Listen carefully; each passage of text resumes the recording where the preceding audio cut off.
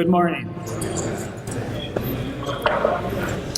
My name's Don Connolly, and I'm the Public Information Officer for the United States Attorney's Office, and it's my pleasure to welcome you here today and to introduce the officials that are here with us today. First, we have the United States Attorney Robert J. Higdon, Jr., who is with the Eastern District of North Carolina, appointed by President Bush, confirmed by the Senate. Trump. My bad. Appointed by President Trump, confirmed by the Senate, and he has a total of 24 years as a federal prosecutor. In addition to Mr. Higdon, we have the acting U.S. Marshal here, Rob Pettit, the Sheriff of Nash County, Keith Stone, the Edgecombe County Sheriff, Clee Atkinson, the Rocky Mount Police Chief, Willie Williams, the Town of Nashville Police Chief, Thomas Bayshore, the Chief of the Sharpsburg Police Department, John Hunt, the First Sergeant with the North Carolina Highway Patrol, Gregory Rue. We have the incoming chief, newly named Henry King, with the Edenton Police Department, the Tarbo Police Department Chief, Jesse Webb, and the Spring Hope Police Chief, Anthony Puckett. So, Bobby. Good morning, everyone. We are here today to announce the formation of a revitalized partnership between law enforcement at the federal, state, and local levels in an effort to take back North Carolina from the violent criminals and drug traffickers that are plaguing the Eastern District of North Carolina. Today's announcement is one of several opportunities to discuss our plans as we take the fight to the violent criminals and drug dealers all across this district. I have spent more than 25 years as a federal prosecutor, and for much of that time, we saw a steady decline in the crime rates all across this country. We saw that decline, in my judgment, because law enforcement at every level banded together to target our most serious offenders. We identified them, we conducted full-on investigations, we arrested them, we prosecuted them, and we removed them from the communities they victimized. However, in recent years, trends reversed. From 2014 to 2016, the violent crime rate across the United States increased by nearly 7%. Robberies went up, assaults went up by nearly 10%, rape went up by nearly 11%, and the murder rate shot up by more than 20% across the United States. Law enforcement all across this federal district began to sound the alarm bells and warn us that things had changed. Meanwhile, our country has suffered the deadliest drug crisis in our history. More Americans are dying because of drugs than ever before. In 2016, an estimated 64,000 Americans died of drug overdose, one every 9 minutes. That's roughly the population of Rocky Mount dead in 1 year. And in 2017, the death toll was even higher. Here in North Carolina, our own State Bureau of Investigation estimated that during the same period, 3 North Carolinians per day died as a result of drug overdoses. Many of those deaths were the result of fentanyl and heroin. For Americans under the age of 50, drug overdose is now the leading cause of death, and millions of Americans are living with the daily struggle of an addiction. Sadly, the Eastern District of North Carolina is not immune from these problems. The unintentional opioid-related death rate for Eastern North Carolina is higher than that of the rest of the state. Our own people, friends, neighbors, colleagues across this district, and right here in Rocky Mount and the surrounding area, have been victimized by violent crime, have lost their lives due to drug addiction and drug overdose, and many suffer with drug addiction. We've seen growing heroin use all across this district.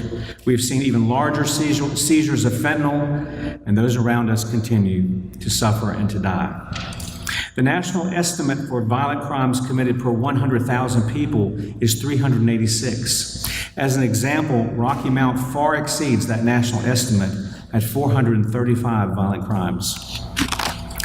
But let me tell you this very clearly. We will not stand back and let crime rates and drug addiction continue to rise in this district. We will not allow the progress made over the last 2 decades to slip through our fingers. We will not cede one block or one street corner to violent thugs or poison peddlers. When President Trump took office in January of 2017, his direction to the Department of Justice was simple and clear: reduce crime in America. He made it clear that he wanted violent crime to stop. He made it clear that he wanted our communities made safe again. He made it clear that the drug dealers, the violent criminals, and those who would victimize our citizens would be stopped. He made it clear that we would support our law enforcement officers who run into the face of a threat when the rest of us run away.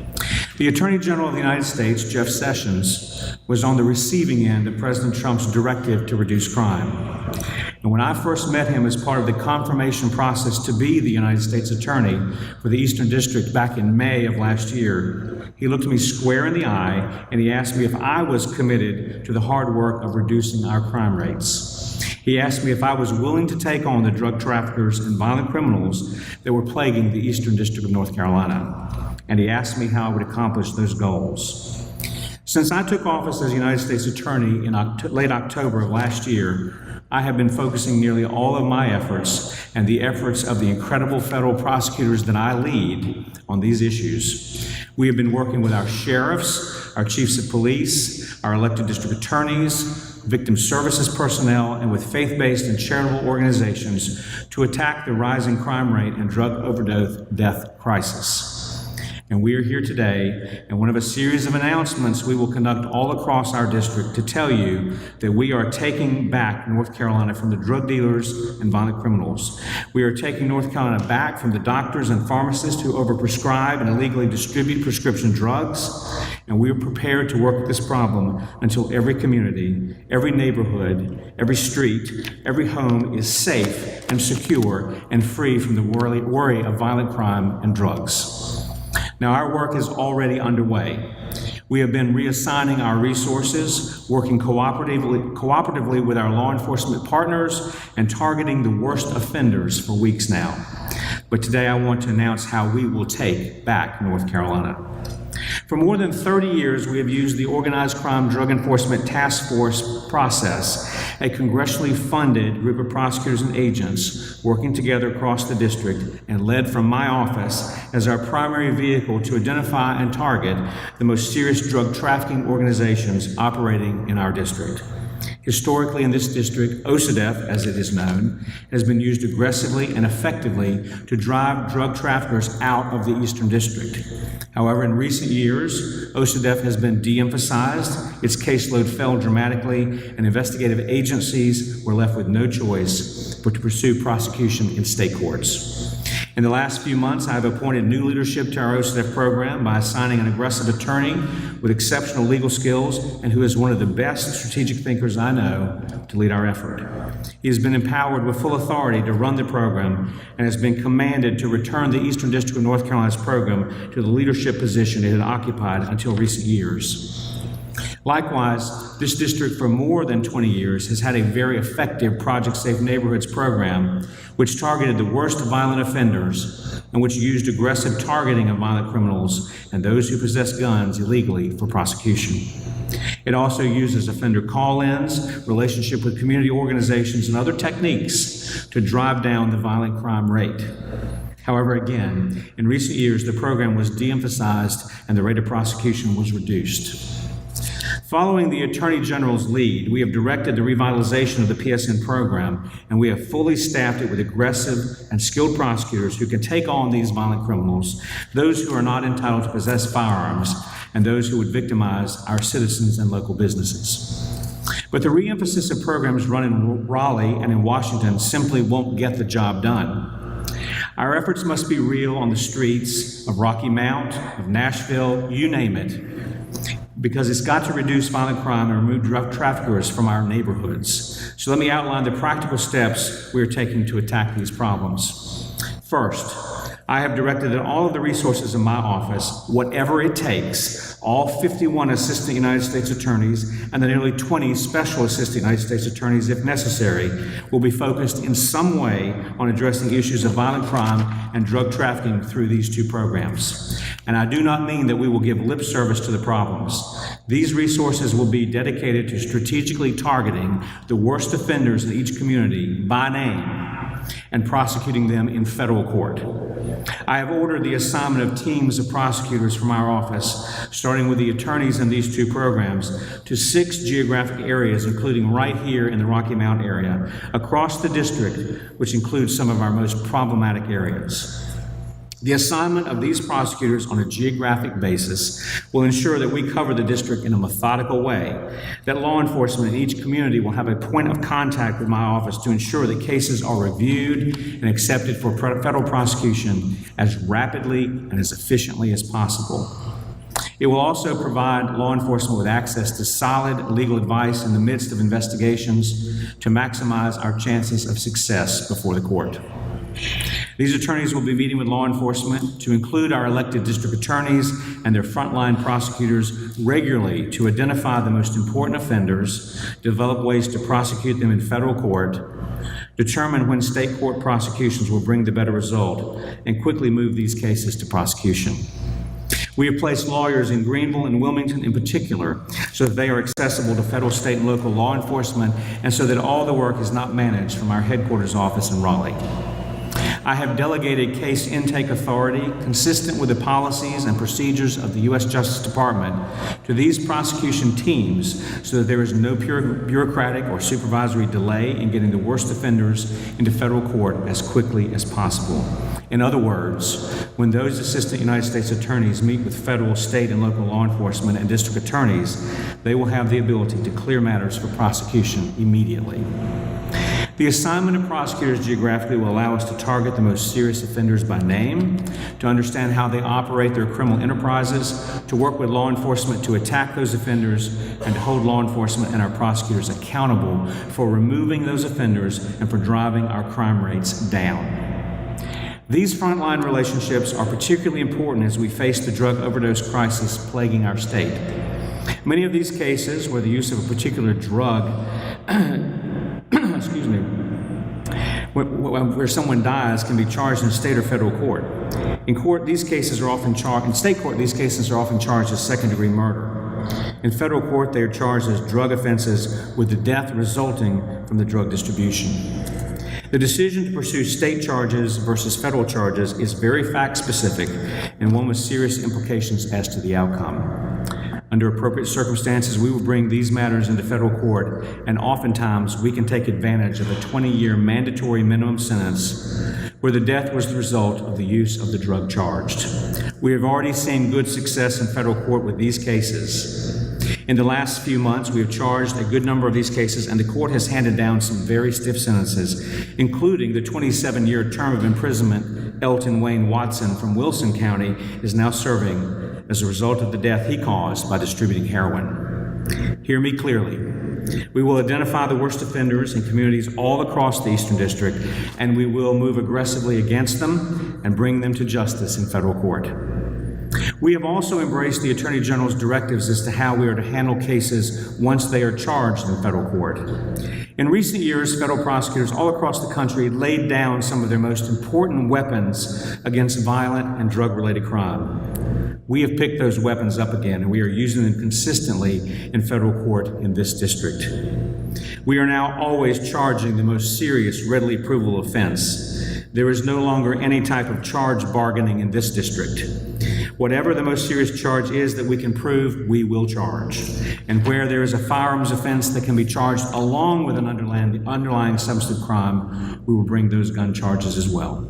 So, for example, where an offender carries a gun to a drug transaction, he or she can expect an additional 5 years to be tacked onto the lengthy sentence that usually flows from the drug crime. If they brandish the firearm during the deal, they can expect another 7 years to be added to the end of the sentence. And if, God forbid, they should discharge that firearm, they will see 10 years added to their sentence. And remember, in federal court, there is no parole, no exceptions. We are also now again requiring offenders who want to plead guilty in an agreement with the Justice Department to plead to the most serious, readily provable offense. These types of agreements ensure that the punishment fits the crime and there is consistency in how we treat offenders. I have further imposed a firm 14-day plea deadline in every case that no assistant United States attorney can waive in order to ensure that we move cases quickly to plea or trial and avoid the unnecessary preparation for trial by prosecutors or law enforcement officers. Once that deadline passes, we will not engage in plea negotiations or strike any type of deal with defendants. Our prosecutors have also been given firm internal deadlines requiring them to move cases, particularly cases brought to us under the Project Safe Neighborhood program, to indictment within a relatively short period of time. We recognize that in order to drive the crime rate down, we will have to dramatically increase our caseload, and we therefore must manage it efficiently and quickly. So firm internal deadlines have been set. We have also directed our prosecutors to utilize the full range of recidivist sentencing enhancements, many of which are employed at the discretion of the prosecutors, in every case where they are available, unless the best interests of the case require otherwise. Thus, if you are a drug offender and you have 1 or 2 prior felony drug offenses, expect the imposition of mandatory minimum sentences, which have been enhanced upon notice by the prosecutor because of your criminal record. The President and the Attorney General have also made it clear that any crime which targets law enforcement officers in any way is to get priority attention from my office if we can get jurisdiction over the offense and if it makes sense to prosecute the crime. In other words, if the crime committed against any law enforcement officer is a federal crime, and if we can get the best outcome in federal court, we will prosecute that matter on a priority basis. And I am proud to make those cases one of the top priorities of our work in the United States Attorney's Office. Indeed, we have already been called upon to pursue a group of bank robbers in Robeson County who shot at police officers from numerous law enforcement agencies. We immediately added an attorney to the FBI's investigative team, participated fully in the investigation that led to the arrest of 5 offenders, and we moved the case quickly into federal court. That matter is now pending in the United States District Court in this district, where we have taken 3 pleas of guilty and are preparing to try the 2 remaining offenders. Now, the main way for our offenders to get out from under these lengthy sentences is to cooperate with investigators. That cooperation is critical for us to attack these criminal organizations. It is critical if we are to move up the chain in drug trafficking and violent crime organizations and bring to justice those who don't pull the trigger or who don't sell drugs in the street, but who call the shots and who profit from the crimes committed by others. We will encourage that cooperation so long as it is offered quickly and at a time when it can assist law enforcement in a demonstrable way. Offer that cooperation early and truthfully, and we will reward you under the law. Wait or refuse to cooperate with us, and we will pursue those long sentences that Congress provided for these crimes. Our geographically assigned prosecution teams have been and will continue to meet with law enforcement across the district. They will get around the table with our sheriffs and chiefs and with the frontline officers who work these cases to identify the worst targets and to determine how to build a viable federal case against them. They will continually meet with our elected district attorneys to determine which defendants charged in state court can be more appropriately handled in federal court.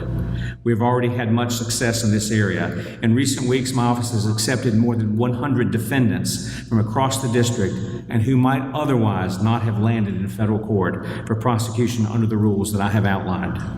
The strategic prosecutions have already begun, and the heat is beginning to be felt in communities all across the district. I've also assigned a team of civil attorneys to this effort.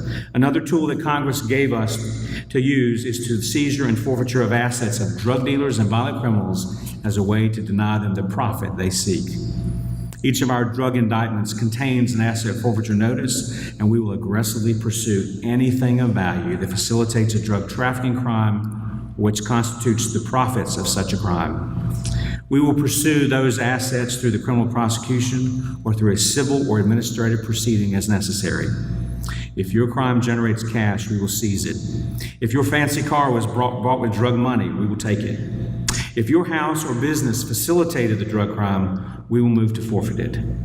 and our civil attorneys will be working with the Drug Enforcement Administration to deprive medical professionals who over or illegally prescribe prescription drugs of their licenses to prescribe controlled substances. Indeed, the Attorney General, when he was in our office last week, announced new measures by the Justice Department to curtail the excessive production of drugs which are being overprescribed. Our effort works as a companion as we seek to limit the authority of medical professionals who abandon their responsibility and move to victimize our citizens. We will also work very hard to ensure that members of the public know the risk of getting involved in violent crime and drug crime, in the hope that they won't go down that road. We want to deter people from committing crimes rather than having to prosecute them after the crime. One of the most effective strategies used within the PSN, the Project Safe Neighborhood program, in the past was the advertising of penalties in the communities in which we were prosecuting. Through public service announcements, billboards, signs placed in businesses, through advertising in movie theaters, on radio and television, and through media interviews, we got the word out that if you committed these crimes, particularly gun crimes, you will face long federal prison sentences. Working with our federal, state, and local law enforcement partners, we are identifying the most effective ways to communicate this information in each community, and we will use a combination of these methods in each of the 6 regions where we are operating. You will begin seeing these ads in the coming weeks, and we ask local business people to join the effort to take back North Carolina by helping us to get the word out within their communities. Let me say a word about the law enforcement partners with me here today. The vast majority of law enforcement in the United States is handled by state and local officials all across the country. In North Carolina, our sheriffs and our chiefs of police and the frontline officers that they lead and command are the ones who really do the bulk of the work. Our elected district attorneys handle 95% of the prosecutions in this state. And as a citizen of this state, as a husband and a father who is raising a family here, I'm so grateful for the work that they do every day. The announcement of this initiative is a public affirmation that we in the Justice Department are dedicated to a strong partnership with them all so that we can provide support and help them in this important fight. We are proud to stand with them today, and we are proud to represent them in federal courtrooms all across this district. Now, don't miss the point of what I have said today. My goal is not to warehouse as many people as I can. I'm not interested in filling up the federal prison system with Eastern North Carolinians. My goal, and the goal of every sheriff, every chief of police, and every elected district attorney, is to see the crime rate go down, to see drug overdose deaths dramatically reduced, to see fewer people who need to be prosecuted, and to see our communities safer, more secure, and more comfortable for every citizen of Eastern North Carolina. But we are willing to take these tough measures in order to achieve these goals. We are willing to do the hard work in order to take back North Carolina from the violent criminals and drug traffickers who threaten the life that we have here in the most beautiful state in the Union. And we are asking all the people of Eastern North Carolina to join us in this effort. Now let me recognize some of our law enforcement partners for their comments. Thank you, sir. Thank you, sir. Well said, Mr. Bobby. Guys, this is awesome and a long time coming. You guys think? I just want to thank all these, my brothers and sisters in law enforcement guys, because I tell you, when city, county, and state officials and federal officials come together in partnership, it makes everything work a whole lot smoother. Not only are we charged to protect and serve, however, we put our lives on the line every day. For the citizens of North Carolina. And one of the things I like to say is we want to bring a sense of peace to our neighborhoods and our families. This is what we want to bring. Like Mr. Bobby said, we don't want to lock up everybody in the neighborhoods, but if we can bring a sense of calm, we are a sense of calm and peace. So this is what we want to bring. And it's exciting to know that finally, a long time coming, that we are here and we're going to be here from now on out to serve the people of Eastern North Carolina. So we're thankful and grateful for the partnership that you guys are seeing today. Thank you so much. First, I want to thank our Eastern District U.S. Attorney Bobby Higdon. The message that he brought as soon as he took over office was, what can I do to help communities? What I want to put out here today is this crime and continued repeat offenders of guns, gangs, and drugs not only affect our schools, our communities, EMS from having to go pick these people up with overdoses and gunshots, This is one of the tools that we're going to use. I've been asked, well, why are we using the federal system? Consequences need action. The federal government's got a swift arm of being able to get into the court system, get these people long sentences for gangs, guns, and drugs, and causing harm in our communities. One thing that we're here today is law enforcement is standing tall, but I want the community to know that we are serious about this and put the gangs, guns, and drugs on notice that we're coming after you.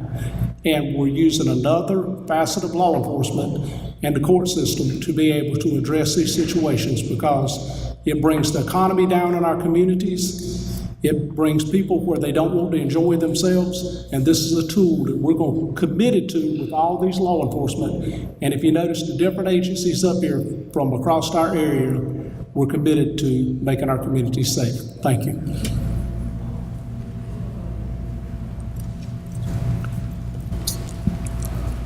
Good morning, everybody.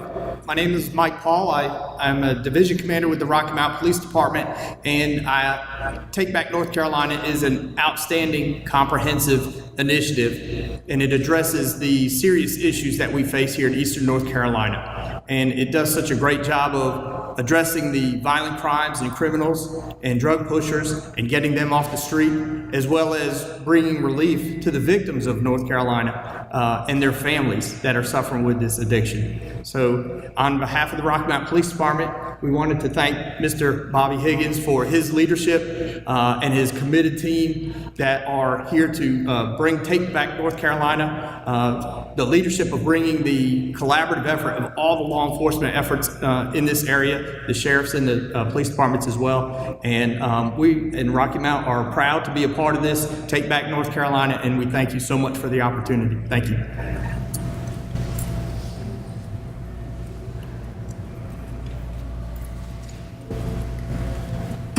I don't want to thank the U.S. Attorney for all their support, but it's something that was needed a while back. I'm glad to see it's happening.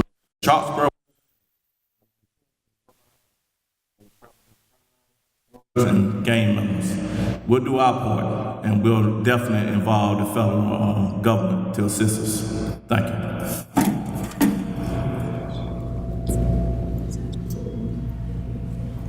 Members of the media, any questions that you have for us? You don't have to ask any, but I'll take them if you got them. Okay. All right. Thank you for being here.